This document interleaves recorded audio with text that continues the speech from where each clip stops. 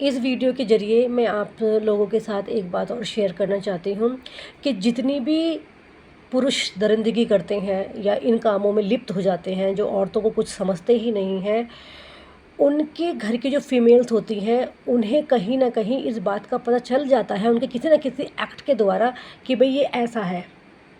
तो मेरी आप लोगों से हाथ जोड़ के विनती है कि आपका बच्चा, आपका आदमी, आपका कोई भी बाहर जाके गंदगी ना फैलाए, उससे पहले आप लोग स्ट्रांग होके उसे होल्ड करो। और कहीं न कहीं वो पहले गंदगी की शुरुआत घर से ही कर रहा होगा, तो प्लीज़ उसके ऐसे गंदे कामों पर पर्दा ना डालें।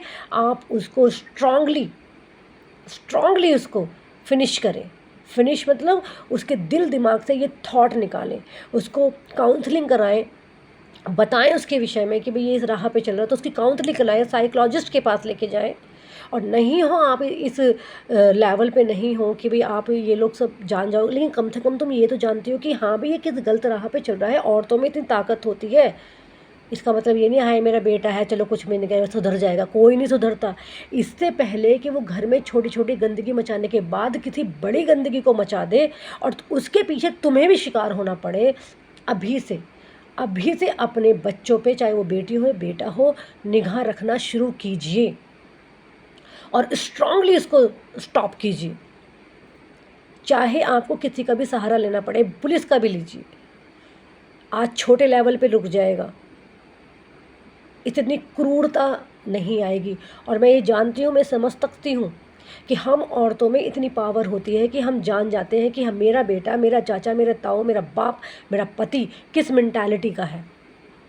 पता है मुझे कि सपोर्ट नहीं मिलता, इसलिए हम क्या होते हैं, कमज़ोर पड़ जाते हैं। लेकिन भाई उस समय का इंतज़ार करोगे जब इनसे बुरे हादसे हो जाएंगे और फिर आजू बाजू के सब लोग हमें टारगेट करेंगे और फिर हमारे साथ बदतमीजी होंगी। तो उन्होंने बदतमीजी की किसी और के साथ पे, फिर और लोग करेंगे हमारे साथ पे बदतमीजी, तो हम ही फिर शिकार हो रहे हैं ना। बाहर भी औरत शिकार हुई, अंदर भी औरत शिकार होएगी, क्यों होएगी भाई। तो इसीलिए जब हमें पता चल जाता है या हम जान जाते हैं कि भाई इसमें ये चीज़ है, तो प्लीज़ आप घर में ही उसको स्टॉप कीजिए, किसी भी तरीके से स्टॉप कीजिए, समझा के। अगर तुम्हारा हक है उसे पीटने का तो पीटिए उसे, पुलिस में खबर कीजिए, काउंसलिंग कराइए। अगर आप इस लेवल पे हैं तो डॉक्टर के पास लेके जाइए, ठीक है। गंदी चीज़ें देखने का शौक़ है, गंदी चीज़ें करने का शौक़ है, तो प्लीज़ आप कुछ भी चीज़ें अपना सकती हैं। चाहे पुलिस का सहारा लीजिए, चाहे काउंसलिंग का सहारा लीजिए, डॉक्टर का सहारा लीजिए, चाहे आप दुआ प्रार्थना का सहारा लीजिए, किसी भी तरीके से। ये हमारी रिस्पॉन्सिबिलिटी है कि हमारे घर का कोई इंसान अगर इस तरीके का है तो हम उसे स्टॉप करें, उसकी चीज़ों को नज़रअंदाज ना करें। नहीं तो वो छोटी हरकतें घर में कर रहा था, बड़ी हरकतें वो बाहर कर देगा।